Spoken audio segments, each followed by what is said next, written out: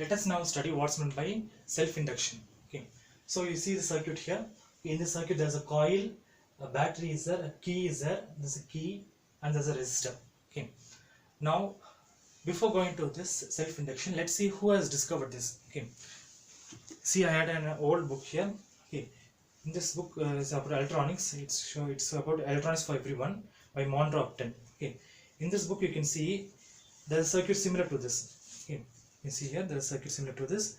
Okay, there's a resistor, switch. Okay, as a coil here. There's also a switch for shorting out the coil. Okay, let me read it for you. Okay, this was discovered by Faraday. Okay, Faraday had a sympathetic ear for anyone with a problem, and listened patiently when a young man named William Jenkins came to him, puzzled by something very strange about a simple electric circuit. Okay, this picture. That a spark should appear at the switch when he broke the circuit seemed natural enough. But why, if he inserted a coil in the circuit, should the spark be larger than before? Faraday soon had the answer. Okay. Now it occurred to Faraday that the lines of force must also cut across the primary coil itself.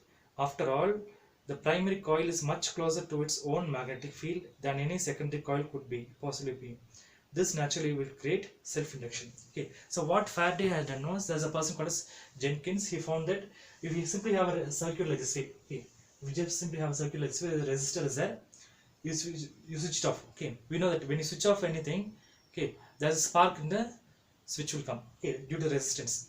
Okay, but if you have a coil there, okay, now we include a coil in the circuit, and then you off it, then what happens? There will be a bigger spark there. Okay, so now Faraday had found that what happens is, we had Faraday's experiments. Now there's a coil in the second one, secondary and all. Now we learned that. Okay, the primary magnetic field, look at the secondary one. Okay, but you see this field is there now. When it collapses, okay, this magnetic field is much more closer to the coil than any other secondary coil. Okay, so this will produce a EMF in the opposite direction. Okay, that we say it as self-induction. Okay, the property is called as self-induction. Now let us study an equation for self-induction. Okay, so let phi b be the magnetic flux. Okay, this be the magnetic flux. Okay, then n number of turns we have in the coil. Okay, magnetic flux is great. This is north pole, this is south pole, using the right hand thumb rule. Okay, then let's see the flux linkage now. Okay, what is the flux linkage? The flux linkage is equal to n phi. Okay, we learned it earlier. Okay, what's the flux linkage? Now let us see this thing. Okay,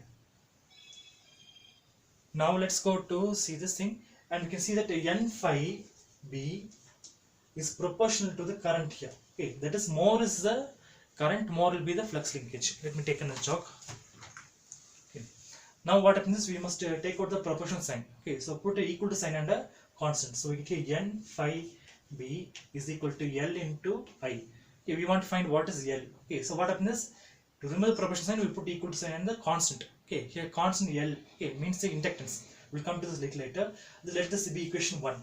Okay, now bring this I down here. Okay, so what we get is n phi b by I is equal to L. Okay, rearrange.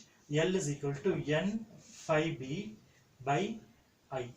Okay, so this is an equation for the inductance. Here in this case, L stands for the self-induction. Okay, self-induction. So what's meant by self-induction? See, I said now when you switch off that, what happens?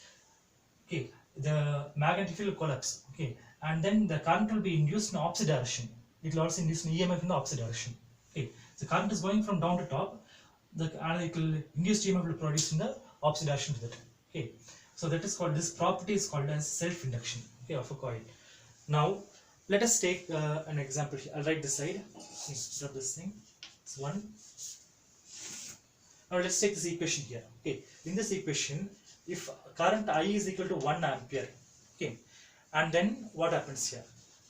Now then, if this I becomes 1 ampere, means what happens? L will be equal to n phi b. Okay, so inductance will be equal to the flux linkage. Okay, now let's see the definition for the self-induction. Okay, let's see one definition. I'll write the definition for you now.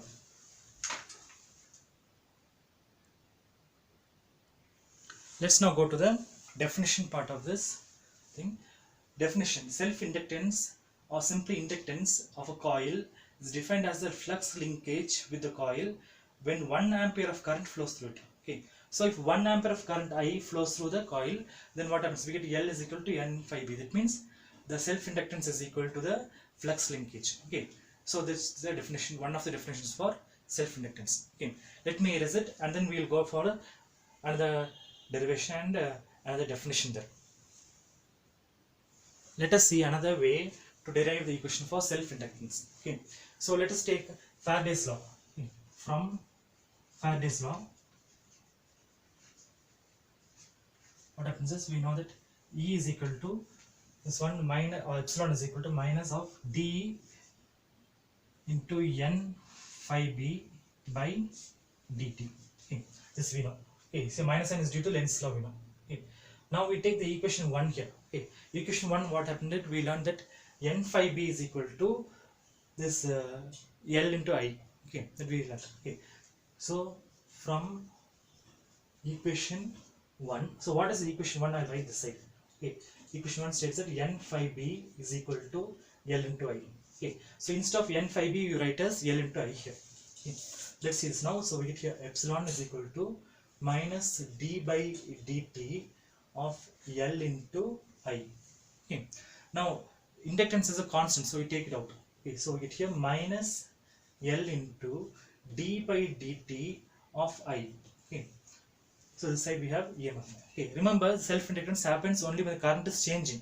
Okay. If current is constant, we don't have inductance much. Okay. So now what happens is this d by dt, we are going to bring it left side, and then minus and we first bring it this side. So we get here minus E is equal to, right side will have L, bring this di by dt down here. So what we get is di by dt. Okay, rearrange, L is equal to minus epsilon by di by dt. Okay, so this is another equation for the inductance of a coil. Here L means inductance, E stands for EMF, and di by dt means the rate of change of current. Okay. Next we'll see what happens if di by dt is equal to 1. Okay. So if di by dt is equal to 1 ampere per second, that means current changing, current is in amperes times in seconds. Okay. So let's see what happens now. In this case, here you write as 1. Okay. So what it is, L is equal to minus E will come now. Okay. So now we'll see the definition. Okay. What is the definition for inductance in another format? Okay, let me write it for you here. So let us go to the definition now.